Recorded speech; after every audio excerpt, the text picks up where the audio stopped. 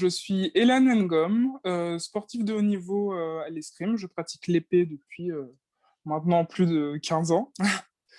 Et je suis atteinte d'une maladie chronique depuis à peu près 10 ans. Alors pour moi, la fatigue, c'est un épuisement en fait. Que ce soit physique ou moral, c'est ce qui fait qu'on se sent un peu moins bien, mais j'aurais tendance à dire et physiquement et moralement. Parce que pour moi, l'un ne va pas sans l'autre.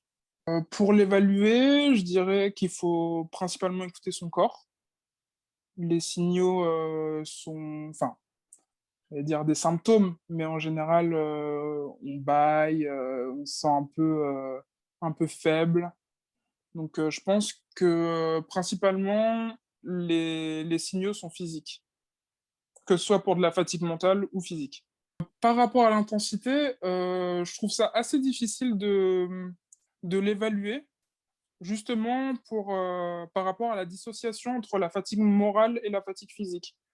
Parce que souvent, quand on est, physiquement fatigué, on aura moins le moral et du coup, on va comme douter, de notre, forme mentale finalement et vice versa. Souvent, on nous propose des échelles, on va dire de 0 à 10. Je trouve ça assez compliqué de se repérer dessus parce que l'échelle est beaucoup trop grande en fait. Souvent, on va se dire, je pense être fatigué au-dessus de la moyenne, donc on va avoir tendance à dire plus que 5, mais entre très fatigué et même, je trouve qu'en tant que malade chronique, quand je suis vraiment épuisé, j'aurais même pas tendance à mettre 10, parce que je me dis que ça pourrait encore être pire. Donc c'est dans cette notion que je trouve ça très difficile à quantifier finalement. Dans le milieu sportif, pour quantifier, la fatigue, c'est, quand même, globalement difficile. Nous avons des entraînements assez chargés, toutes les semaines. Du coup, il y a forcément de la fatigue, mais, pour en parler, je trouve ça assez difficile parce que souvent on va dire: «Bah, c'est normal, l'entraînement il est dur, on est en début de semaine, forcément on charge, ou alors justement on est en fin de semaine, donc c'est normal, tu as la fatigue de la semaine. Mais en plus, du coup, en ajoutant la maladie de Crohn, euh, c'est difficile déjà le rapport à son propre corps parce que on se dit que forcément, en faisant du sport de haut niveau, on pousse un peu les limites.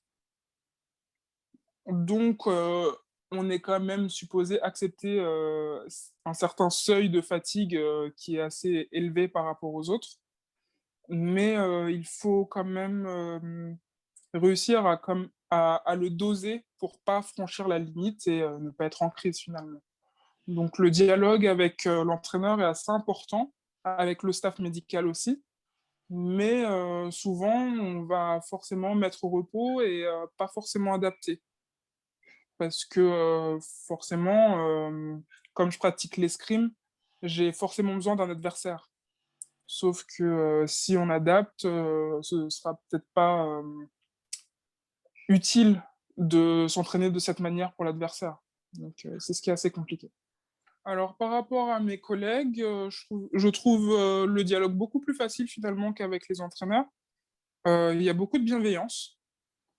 Non pas qu'il n'y en ait pas du côté des entraîneurs, mais vu on est plus dans la même tranche d'âge et qu'on est quand même assez proche au quotidien, l'échange est plus facile et plus naturel. Je vais éviter d'arrondir les angles, quoi. Si je suis vraiment crevé, de toute façon, elle le voit.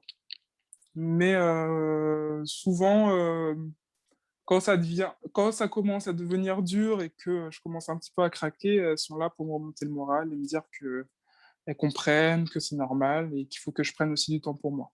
Dans le diagnostic, je dirais qu'on me l'a jamais vraiment présenté. Quand on m'a diagnostiqué malade de Crohn, dans un premier temps, je ne savais pas ce que c'était et ça n'a jamais été énoncé dans les potentiels symptômes. Donc au début, bien sûr, j'avais des carences en fer, Donc on les a comblés, ça a fini par faire son effet au bout de quelques années. Mais du coup, au début, j'assimilais ma fatigue à ma carence en fer. Une fois cette carence disparue, je me suis rendu compte que la fatigue était toujours là. Donc j'ai essayé d'entamer des discussions avec le médical, mais c'est vrai que souvent on en parle, on a l'impression que d'être entendu et que c'est compris, mais on n'a pas forcément de solution sur le long terme. On sent bien qu'il y a une gêne, je dirais presque même un tabou, parce que finalement, le médecin en face est presque gêné de ne pas avoir de solution. Souvent, on va nous proposer des prises de sang pour voir si on a des carences en vitamines, etc. S'il y en a, on les comble, mais si la fatigue ne passe pas, on n'a pas vraiment d'alternative. Après, grâce au sport, j'ai eu la chance d'avoir un médecin qui m'a proposé de faire de la sophrologie. Déjà, de base, j'ai des problèmes de sommeil. Avec les douleurs, il fallait que j'apprenne à gérer, oui, à gérer mes douleurs parce que ça engendrait aussi de la fatigue finalement. Et ça m'a fait beaucoup de bien. Et dans mon sommeil, et dans ma gestion de la douleur. Et du coup, ça a beaucoup joué sur ma fatigue. Alors, dans le sport de haut niveau, en tout cas à l'INSEP où je m'entraîne, dans la prise en charge, c'est principalement l'athlète qui doit faire la démarche. Si l'athlète n'est pas prêt ou n'en a pas envie, ce ne sera pas pris en charge. Dans mon cas, je trouvais que ça ne pouvait m'apporter que du bien. Et puis, si ça ne me correspondait pas, j'aurais changé ou j'aurais essayé de trouver d'autres alternatives. Mais par contre, par rapport à la sophrologie, enfin, ça concerne un problème de sommeil que j'ai depuis que je suis petite. Donc, on a travaillé avec l'Hôtel Dieu pour des cours de sophrologie et voir comment je dormais pour une nuit de sommeil, quoi.